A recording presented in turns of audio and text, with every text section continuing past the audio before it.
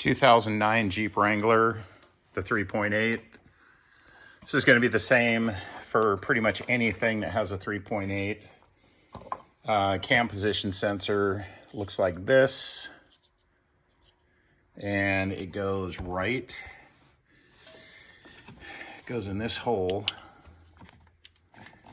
right there. I don't know if you can see that. There we go, right there. That's where it goes. Put that down there, shove that in. And then this little tab right here goes up against the block, and there's the bolt. That bolt goes in that hole to hold it.